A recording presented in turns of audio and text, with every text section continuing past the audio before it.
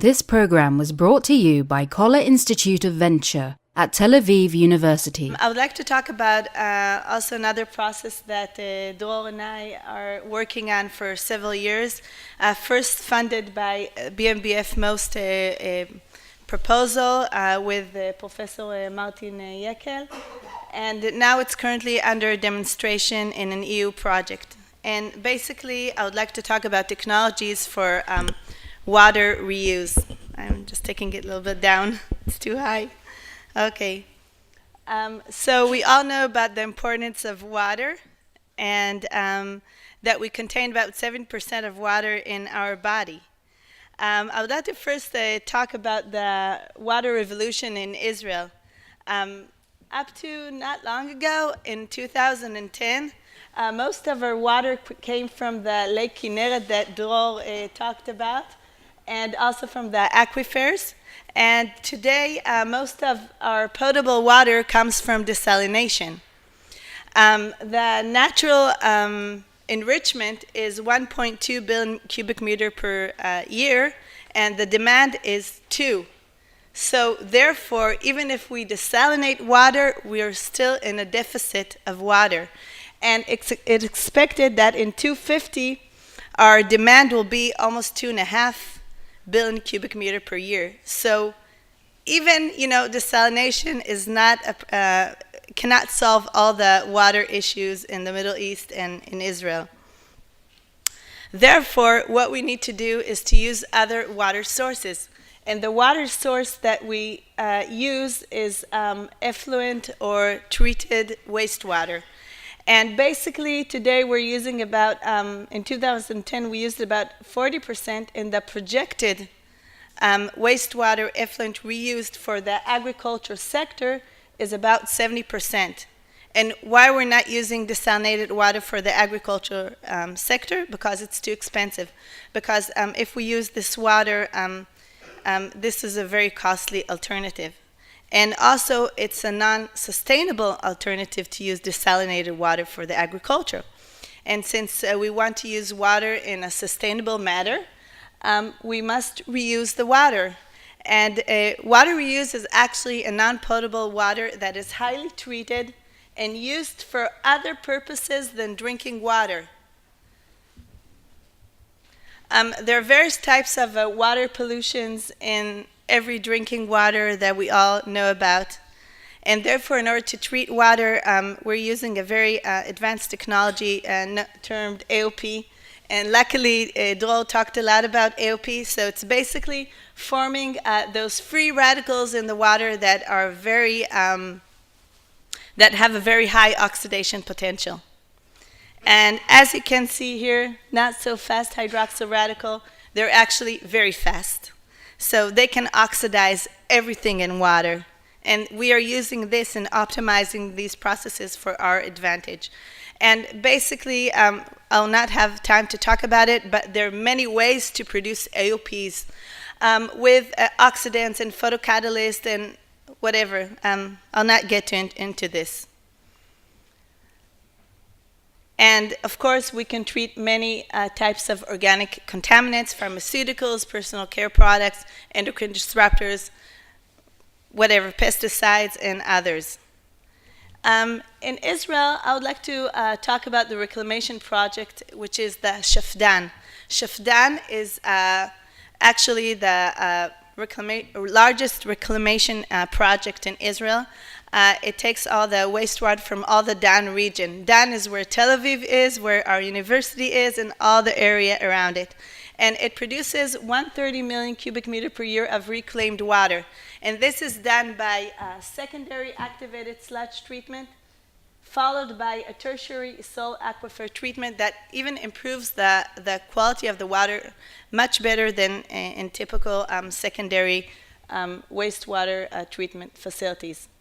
Basically, as we can see here in this image, the effluent is recharged to the unsaturated zone of the soil. We have sandy clay soil near the Tel Aviv region, and the hydraulic residence time, which is the time travel that the effluent takes until we reclaim the water is 6 to 12 months.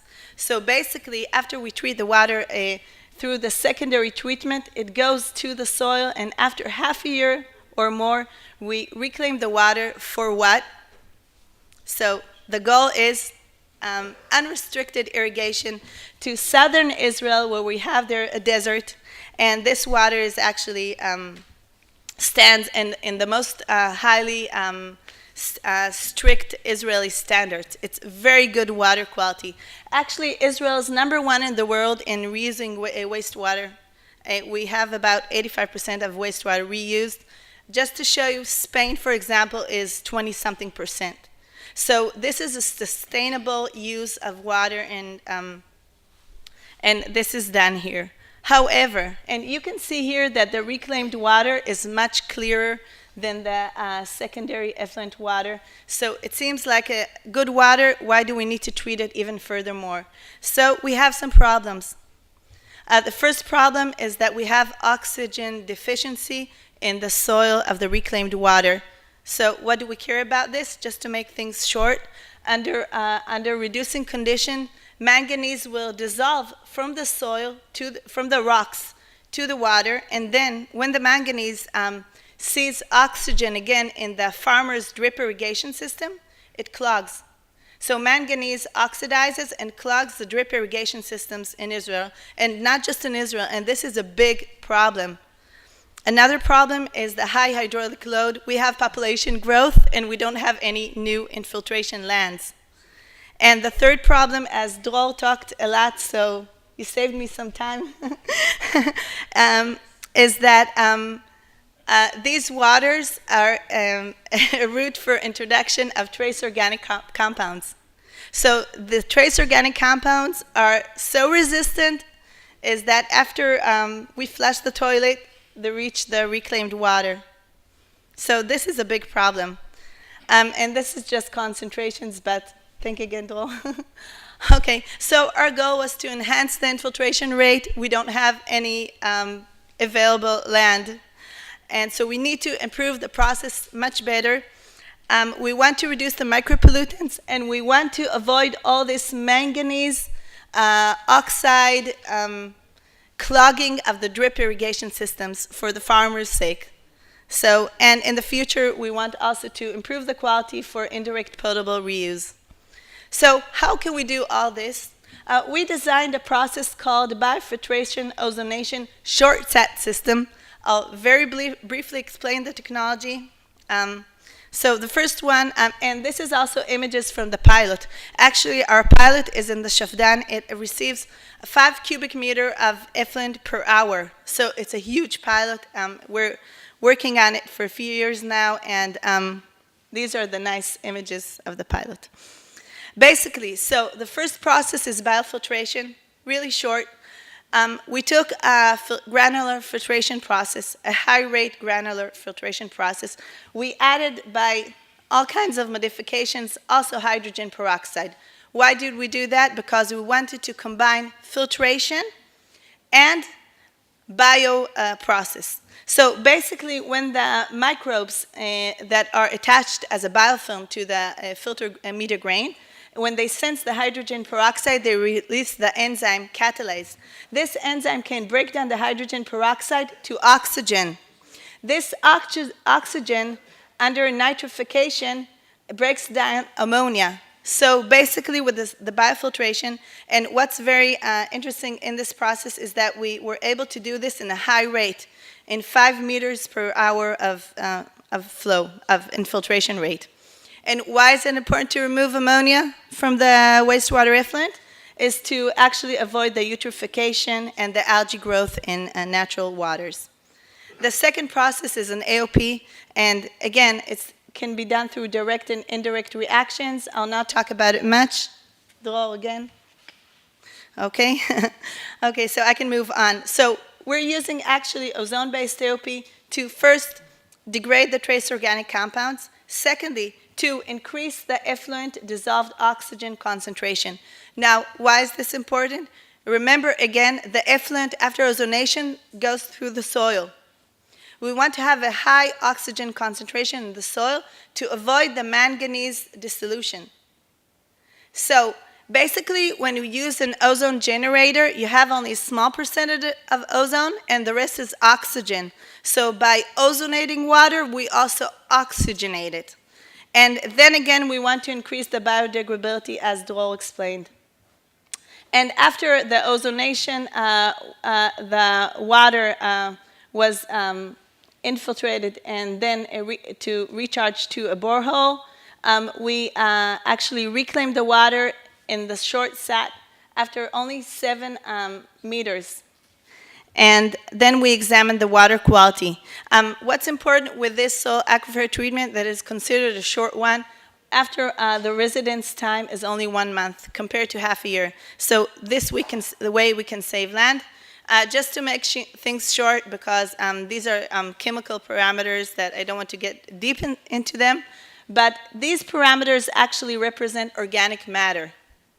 So what we can see here is that after ozonation, we were able to reduce the organic matter parameters and increase the biodegradability of the organic matter. After that, when we increase the biodegradability of the organic matter, the microbes in the soil can further degrade the organic matter. So this is one goal. Second goal was to reduce manganese from the effluent of the reclaimed water. So as you can see here, we were able to reach very low manganese concentration below the Israeli recommended value. So basically, this low manganese concentration does not clog the drip irrigation system. And, Saving millions of dollars. yeah, not that we see them, but yeah. And then the third process was to break down the micropollutants. And here we can see that after ozonation and after the reclaimed water, we can have a very low micropollutant concentration. I'll just want to show you something that Drol also talked about an example of one of the micropollutants, VLX, which is Venlafaxine. This pollutant, actually, we saw that we can break it down, so we were very happy. But then what we saw in the next process is that when this pollutant is broken down, we increase the concentration of the byproduct. This is, of course, a problem. But then again, we saw that if we increase the ozone furthermore, we can also break down the byproduct itself. So there is a modification here to play with the concentrations and the further treatments. So it's very important to optimize these processes if we want to achieve the goal. And in another study that we're doing, also Drol and I, with Professor Kaltik in Columbia University, we're actually examining the microbes in the soil of the soil aquifer treatment, because we want to see actually which microbes do the job. And there's, of course, a dynamic change in the microbial community with the depth, and the most active layer in the soil is the first half meter, where we have most of the aerobic processes. So basically, we took cores of soil, and now we have a PhD student in Columbia University that is examining the microbial community of the different soil depths. So this way, we can also prove and show that there are microbes also doing the job that maybe we can utilize in some way. And the conclusions, but then I have 3 more slides. Okay. Okay, so to conclude, we were able to reduce the organic matter parameters, okay? We were able to reduce the trace organic compounds. We were able to increase the dissolved organic concentration and minimize manganese dissolution. And as Drol said, this is very important for the farmers. And so basically, the ozonation short sat treatment achieved the goal. This project is done also with the Mekorot, the Israeli water company. And now it's demonstrated under a demo EU project for 2 years. We want to show that for a long-term operation of this facility, we do really reach the goals. And this is because the soil has some balance, and you need to prove the process for a long time. And I'll just want to show just a few more slides. about other projects that we're doing. I won't talk about it much. Another project that Dwal and I are working on is solar photocatalytic membrane technology. Actually, this is another AOP process. We're basically immobilizing various catalysts on a ceramic membrane. And today, ceramic membranes are they're very researched, and actually there are many problems with the polymeric membranes, and therefore these membranes are highly, yeah, exactly. They're highly stable for chemical cleaning, so they have a lot of advantages. And so what we did under an EU project that we're now submitting another one is examining the photocatalytic membrane reactor, which is actually coating the photocatalyst on the ceramic membrane. And here we are the water goes from the bottom up. So basically we're filtering the particles, and the clean water is exposed to solar radiation. So this way we're achieving a dual action of both filtration and photocatalysis in one process. So this is a very interesting project that we're working on. Another project that I'm working on is an AOP for treatment of lignocellulosic biomass. This is actually agriculture waste. This project is funded by the Ministry of Environmental Protection and also the Ministry of Energy. And basically what we're doing here is we're taking agriculture waste and forming biomass. We have here, we only started actually half a year ago. So we'll see what happens. And the third project that we're working on is also on biofouling control via AOP. And this was a project that was funded 5 years by the Magnet in Israel. It's a government-based project where we basically used UV-based AOP for removal of biofouling in pipes. We had a very big pilot in Israel, in Mashavei Sadeh. This is southern Israel, where we have saline water. And we also had another big pilot in Lake Kinneret. And we were able to show that by using coupons on the pipeline, we were able to show that we received much reduced biofouling in the system. However, this process is a war against microbes, so it's not an easy process. And I think that after 5 years of working on this, I don't know if we solved the war. Okay, so thank you very much for your attention. This program was brought to you by Coller Institute of Venture at Tel Aviv University.